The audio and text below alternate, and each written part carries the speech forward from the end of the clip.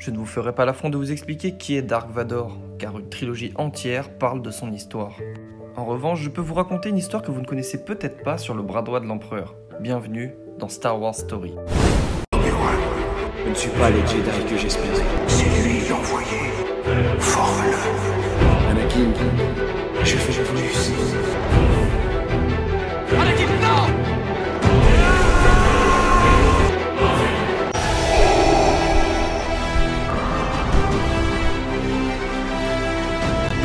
Avant de commencer, sachez que les événements qui vont suivre sont situés entre l'épisode 5 et 6. Notre histoire débute sur un Vador qui a pour objectif de retrouver Luke Skywalker et ceux qui étaient au courant de l'existence de son fils. Vador se rend donc sur la planète Tatooine, là où a été élevé Luke, et plus précisément à la ferme des Lars. Celui-ci, qui était accompagné d'un droïde, entra dans la maison. À ce moment, Vador eut un puissant souvenir avec sa mère. Le droïde lui dit que la ferme avait appartenu à un certain Owen et à sa femme. Cependant Vador, qui avait déjà connu ces personnes à l'époque, ne divulgua aucune information les concernant. Il finit donc par se rendre dans la pièce où Luke passait le plus clair de son temps, et ses souvenirs refont surface. En effet, Vador était déjà venu dans cette pièce à l'époque avec Padmé, juste après la mort de sa mère, Shmi Skywalker. Après un moment d'absence de la part de Vador, le droïde continue, et il explique au Seigneur Sith que des pierres Tusken avaient capturé la femme du fermier et l'avaient tuée. Un souvenir douloureux qui refit surface dans les pensées de Vador. Celui-ci rentre dans une colère noire et sort de la maison rongé par ce sentiment, et sort son sabre laser. Par la suite, et une fois dehors, le droïde finit par détecter quelque chose qui se cache sous la terre. Vous l'avez peut-être deviné, mais il s'agit de l'endroit précis où a été enterrée la mère de Vador, Shmi Skywalker. Par la suite, le droïde poursuit sa discussion et demande à Vador s'il veut profaner les tombes afin de prouver la supériorité de l'Empire. Mais c'est à ce moment que Vador finit par serrer le poing et provoque une immense onde de choc à l'aide de la Force, comme pour interdire quiconque de toucher au lieu où sa mère est enterrée. Peu après, un officier fit signe au Seigneur Sith, mais le vaisseau de celui-ci finit par exploser. Ceci était l'œuvre d'un groupe qui voulait assassiner Vador. Les bandits finissent par attaquer le groupe de Vador, mais celui-ci les tue tous un par un. Une fois terminé, Vador, toujours accompagné de son droïde, part afin de terminer sa mission. Il met le cap sur Coruscant et finit par atterrir dans les anciens appartements de Padmé Amidala.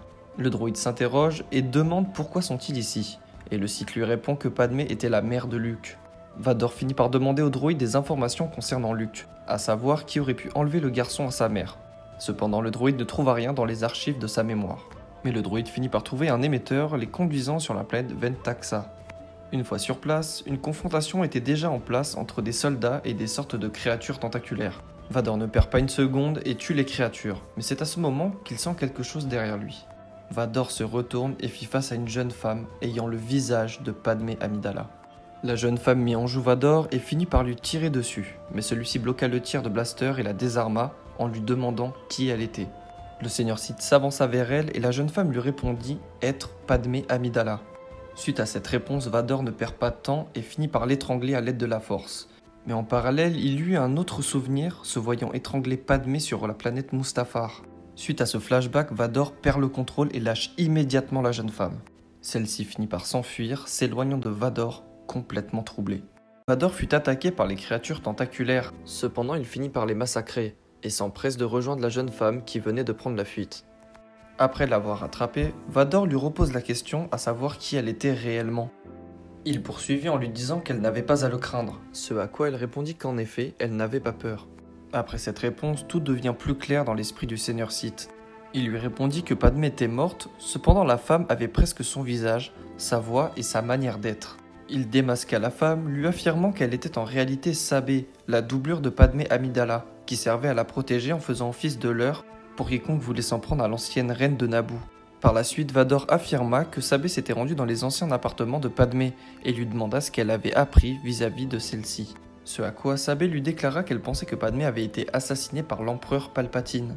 Néanmoins, Vador ajouta que ce scénario était impossible, car de son point de vue, Padmé aurait rejoint l'Empire à ses côtés si elle n'avait pas été tuée. Après un court moment, Vador proposa à Sabé de s'allier et de trouver ensemble les responsables de la mort de sa femme. La jeune femme accepta et c'est à ce moment que d'autres créatures tentaculaires se mirent à les attaquer. Sabé et Vador se battèrent côte à côte et Vador fit un parallèle de cette scène à l'époque où il était accompagné de sa femme. Sabé lui rappelant énormément Padmé Amidala. Après la fin du combat, Sabé vit ses soldats qui avaient combattu les monstres tentaculaires, morts, étalés sur le sol. Refusant de les laisser ainsi, elle demanda de l'aide pour les enterrer et Vador accepta de lui donner un coup de main ainsi que son droïde. Après un moment de silence et de peine, Sabé et Vador montent à bord d'un vaisseau. Une fois à l'intérieur, elle avoue au Seigneur Sith qu'elle avait dérobé les enregistrements que Vador cherchait dans les appartements de Padmé. Elle ajouta cependant ne pas pouvoir les déchiffrer car ces enregistrements avaient été cryptés. Elle finit par la suite par dévoiler à Vador où elle avait caché ces fameux enregistrements. Peut-être que vous l'avez deviné, mais quel meilleur endroit que la planète d'origine de Padmé, la planète Naboo. Une fois arrivé à destination, Vador se rendit dans une prairie, ne bougeant pas. Il laissa une fois de plus ses souvenirs l'envahir, notamment un, celui où il était assis dans l'herbe avec sa bien-aimée, un souvenir puissant qui datait de l'époque où il n'était encore que Padawan. Cependant, Sabé intervient et montre la direction du palais où il devait se rendre.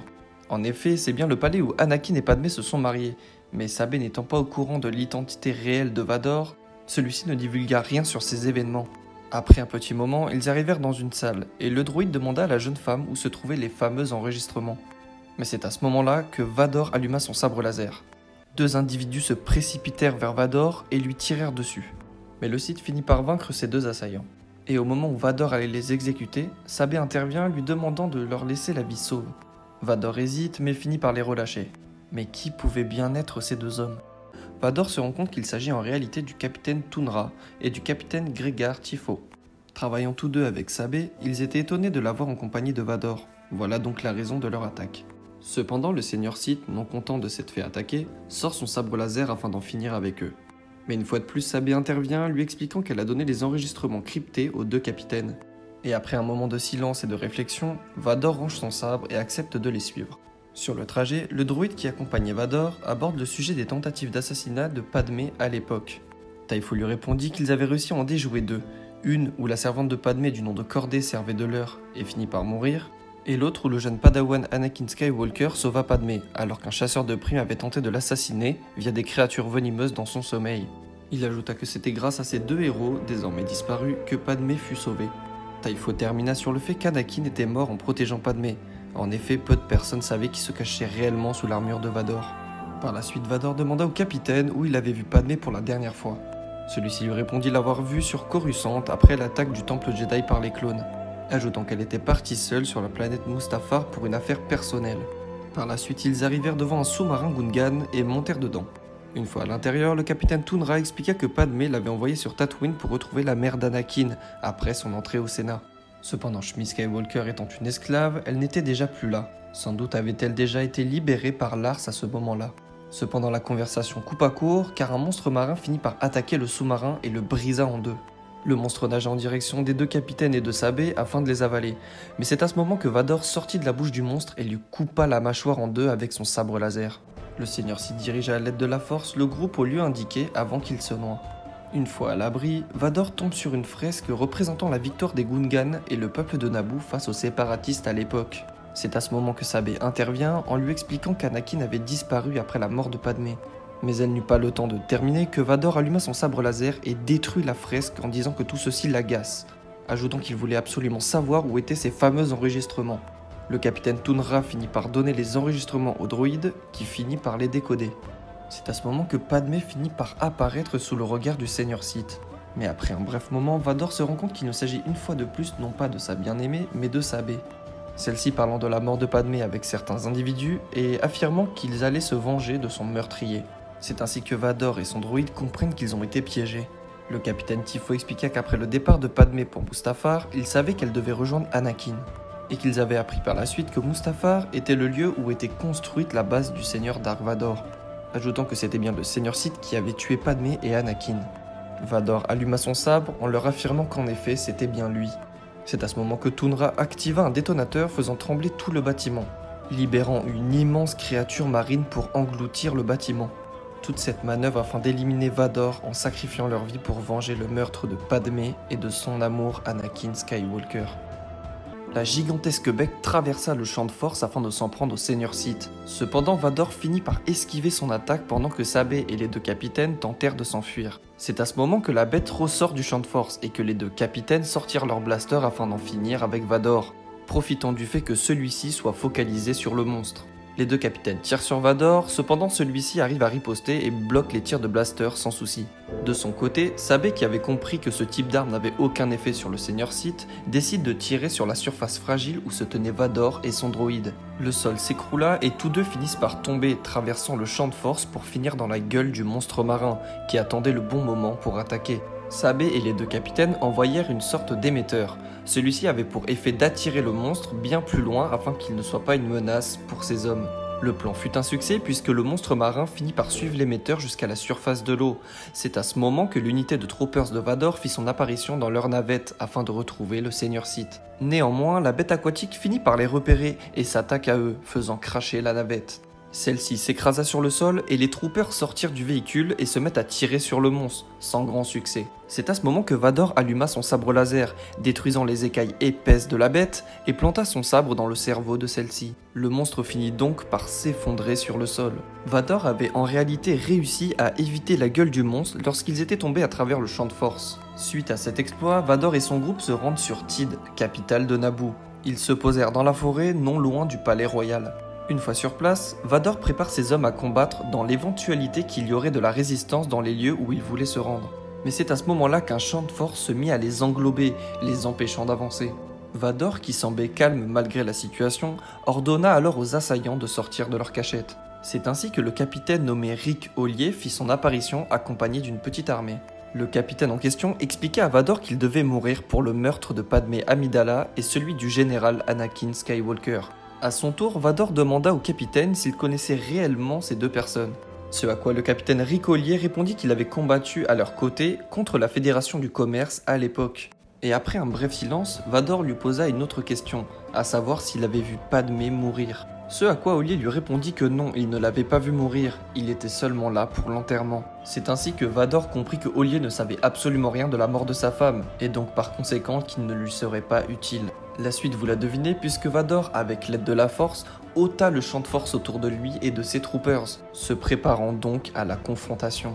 Mais comme vous vous en doutez, Vador sans la moindre difficulté extermine les soldats du capitaine Ollier, et Vador finit par le transpercer avec son sabre laser. Cependant, il le toucha uniquement à l'épaule, ne voulant pas le tuer pour la simple raison que Ollier était quelqu'un que Vador appréciait dans le passé. Ce qui prouve une fois de plus qu'Anakin Skywalker et une part de bonté fait encore partie de l'esprit de Vador. Après cela, Vador se dirige dans l'endroit le plus sacré de Naboo, le tombeau de la défunte reine de la planète, celui de Padmé Amidala. Une fois arrivé, un long silence se fit et Vador observa le tombeau de sa défunte femme. Mais c'est à ce moment-là qu'il est encore dérangé par Sabé, qui était accompagné de 4 personnes. Ces 4 femmes étaient en réalité des servantes de Padmé à l'époque, et Vador les reconnaissa immédiatement. Par la suite, Vador fut pris de plusieurs flashbacks les concernant, et troublé par leur présence, il va leur laisser le choix. Soit elles devaient partir et elles auraient la vie sauve, mais il n'eut pas le temps de terminer sa phrase que les 5 femmes l'attaquent. Un combat féroce éclate et Vador n'a pas d'autre choix que de se défendre. Les 5 femmes de leur côté sont organisées et assez fortes. C'est précisément à ce moment-là, et en plein combat, que Vador eut des souvenirs de Padmé, ce qui le déconcentra. Il se fit toucher à plusieurs reprises et se trouve dans une situation où il perd l'avantage. Cependant, ne voulant pas les tuer, Vador reprit ses esprits et il se mit à les étrangler à l'aide de la force et il calma le jeu. Néanmoins, en regardant la statue de sa femme, Vador lâche immédiatement les jeunes femmes. C'est ainsi qu'un nouveau flashback refit surface où il se voit étrangler Padmé sur Mustafar. Et afin de ne pas leur faire plus de mal, il finit par les repousser à l'aide de la force. Par la suite, Vador reprit son chemin et il entra dans le tombeau. C'est à ce moment-là qu'il vit dans une vitrine un objet extrêmement important à ses yeux ainsi qu'à sa femme. Vous l'avez peut-être deviné, mais il s'agit en réalité de la sculpture qu'Anakin avait fabriquée à l'époque pour Padmé. Et une fois encore, le passé du Sith refait surface. C'est à ce moment-là qu'il vit la porte de l'entrée du tombeau, et Vador regarda l'entrée en silence. C'est ici que Sabé lui demande s'il avait enfin fini ce qu'il était venu faire dans ces lieux. Vador lui répondit d'un seul mot. Non, et avec la force, il ouvrit la porte du tombeau. Vador allait enfin découvrir ce qui était arrivé à Padmé, et le brouillard sur tout ce mystère se dissipait peu à peu. Vador entre enfin dans le lieu le plus sacré de Naboo. Le Seigneur Sith se tenait debout et en silence devant le tombeau de sa défunte femme. C'est à ce moment que Sabé rentre à son tour, par peur que Vador profane la tombe de la défunte reine. De son côté, Vador utilisa la force afin d'ouvrir la tombe de Padmé et obtenir ses réponses, mais ses souvenirs refont surface. Une fois de plus, Vador fut troublé par ses flashbacks, et en voyant toute cette souffrance, il lâche prise, cessant d'ouvrir le tombeau. De son côté, le druide accompagnant Vador s'avance et se met à scanner le tombeau. Il trouve un plan médical médical et il réussit à retracer grâce à une holocarte vers un lieu inconnu. En voyant cela, Sabé se rue dehors, accompagné de ses gardes du corps afin de se rendre aux coordonnées avant le Seigneur Sith. Mais les troopers de Vador décident de ne pas les laisser partir. C'est à ce moment que le Seigneur Sith calma le jeu et il décide de les laisser partir, ajoutant que Sabé ferait mieux de faire venir ses amis et tous ceux qui détestent Vador. Vous l'avez compris, Vador invite tous ceux qui veulent le tuer à le combattre une fois là-bas. Une fois Sabé parti, le Seigneur Sith prend la route et se retrouve sur Polis Massa, le lieu où Padmé a donné la vie à Luke et Leia. Mais évidemment, Vador ignore ce fait. Bref, une fois posé, il se dirige vers les bâtiments aujourd'hui abandonnés. Une fois à l'intérieur, le droïde remet en marche le système et notamment certaines caméras. Vador et le droïde visionnent ces images et se rendent compte qu'il s'agit du vaisseau où Obi-Wan avait transporté Padmé après qu'elle ait perdu connaissance sur Mustafar. Le droïde expliqua qu'elle avait été amenée ici car elle avait subi de graves blessures. En entendant ces mots, Vador se laisse submerger une fois de plus par ses souvenirs, visant cette fois-ci Obi-Wan et Padmé. Cependant, ils sont stoppés dans leur conversation par les fameux amis de Sabé, et de nombreux vaisseaux se présentent devant Vador et ouvrent le feu. Mais le Sith avait un coup d'avance et avait placé ses troopers sur des tourelles afin de stopper leurs avancées. Une grande bataille éclate pour la vengeance de Padmé du côté des soldats de Naboo.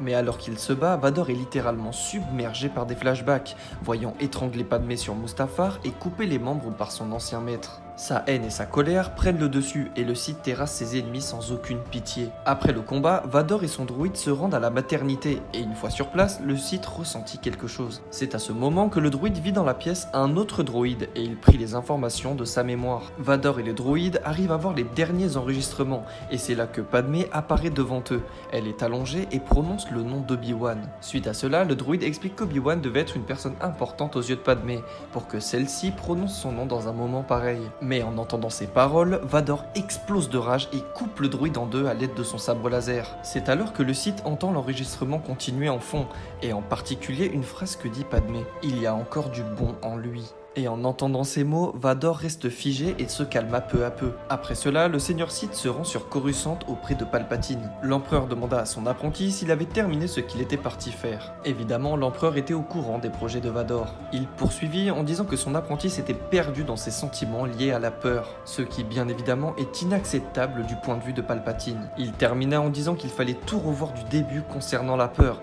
et ce en utilisant ses éclairs de force. La suite, nous pouvons la deviner.